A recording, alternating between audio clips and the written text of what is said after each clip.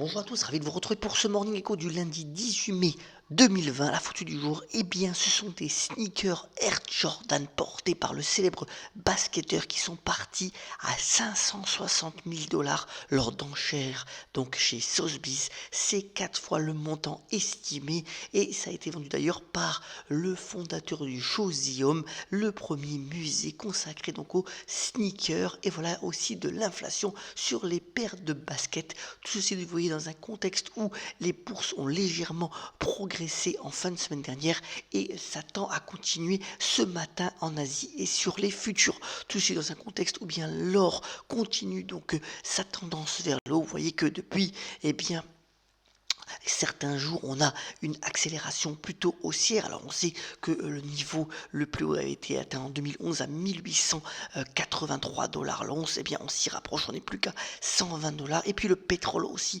reprend sa hausse. On est repassé au-dessus des 30 dollars sur le brut léger américain. Tout ceci dans un contexte où, eh bien, Fitch, l'agence de notation, a révisé à négatif la perspective de la dette de la France, mais aussi le fait que, eh bien, Jérôme Powell a fait donc une interview ce week-end disant que la reprise de l'économie américaine serait lente. Elle est tributaire aussi eh bien, de la possibilité d'avoir un vaccin qui serait distribué bien entendu partout, et il voit plutôt qu'une reprise au troisième et quatrième trimestre avec donc un régime donc de l'économie américaine qui pourrait tenir à plein à partir seulement de 2021. Il dit aussi que la Banque centrale américaine n'est pas à court de munitions pour pouvoir eh bien, soutenir encore l'économie outre-Atlantique. Vous voyez, tout ceci dans un contexte où eh bien, de nombreux pays en Europe tentent d'ouvrir bien entendu leur économie, de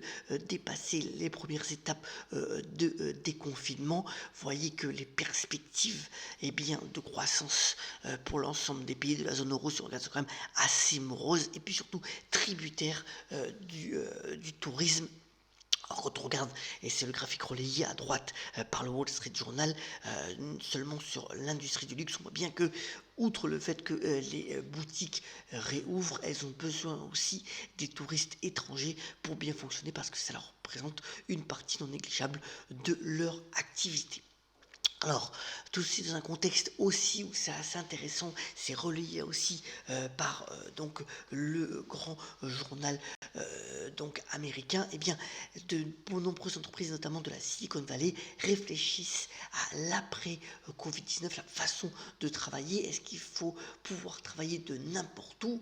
Alors, les avis sont partagés, bien entendu, avec les nouveaux outils technologiques. Eh bien, on peut donc pouvoir travailler avec grâce au télétravail, mais la contrainte c'est que quand même l'interaction entre les individus permet moins d'innovation. C'est quand même assez important aussi de se rencontrer physiquement pour pouvoir créer et innover. Donc voilà, les avis sont assez partagés sur la perspective de savoir comment organiser au mieux les réunions de travail et pouvoir trouver de nouvelles idées. Alors, je vous ai mis comme d'habitude, on est lundi, et bien le calendrier de la semaine. Alors bien entendu, cette semaine va être écourtée puisqu'il y a le jeudi de l'ascension, même si les marchés financiers vont continuer à fonctionner donc jeudi et vendredi. À noter qu'au niveau des résultats des entreprises, on aura essentiellement des entreprises liées à la grande distribution comme Walmart, mais aussi Home Depot et Lowe's dans le bricolage. Et puis à noter que vendredi, on aura aussi les résultats de la Française des Jeux, qui reste l'entreprise qui a surfé en fait sur la vague de la récente baisse quand même des marchés actions. Ce sera assez intéressant de regarder donc les résultats de cette récente IPO sur le marché français vendredi. Alors au niveau de l'actualité des entreprises, outre le fait que Facebook ait racheté donc Jiffy, c'est une bibliothèque de vidéos et de photos donc animées pour 400 millions de dollars, eh bien le département de la justice américain met la main sur Google pour un abus de position dominante. La plainte officielle pourrait être formulée d'ici quelques semaines. On sait que ça peut coûter cher, bien entendu, à Alphabet, la maison mère de Google qui devra réagir face à cette éventuelle plainte. Et puis en France, donc les entrepôts d'Amazon réouvrent progressivement, alors à partir d'aujourd'hui et jusqu'au 2 juin sur la base du volontariat suite donc à un accord avec les différents syndicats français. Vous voyez que bien entendu Amazon qui a perdu quand même du terrain sur le commerce électronique français, sa part en avril est passée de 36% à 25%, reste quand même au niveau de son parcours boursier pas loin de ses plus hauts historiques. Alors voilà, une belle interview relayée dans Nice Matin sur la compagnie Symfony. Vous savez que c'est une licorne alors qui gère en fait de la messagerie cryptée pour le domaine financier. C'est quand même 510 000 utilisateurs à travers le monde, 340 entreprises qui l'utilisent, 60 millions de messages donc par mois. Et voilà, donc une interview pleine d'optimisme par David Gurley, donc son fondateur. Alors c'est une entreprise qui est valorisée à plus de 1 milliard de dollars, donc c'est une licorne et qui devrait connaître donc un devenir plutôt rose tant en termes de recrutement que de développement dans les mois à venir. Voilà donc une bonne nouvelle avec donc un centre de R&D, donc de recherche et développement qui est basé d'ailleurs à Sofia Antipolis. Alors, quand le fabricant d'électroménager s'allie avec le fondateur de Mythic, eh bien, c'est en fait le groupe électroménager SEB qui va fabriquer finalement et distribuer, eh bien, le vélo donc imaginé par Marc Simoncini, donc ce vélo électrique qui s'appelle Angel. Alors c'est un vélo quand même haut de gamme, il va y avoir aussi une version féminine pour ce vélo, et voilà donc un accord de partenariat assez original. Vous voyez que, alors vous savez que Seb est quand même assez présent en Chine, c'est pour ça que la valeur boursière a quand même assez subi finalement les affres boursiers récents, mais enfin voilà, un bel accord de partenariat et qui est convenu de souligner ce matin.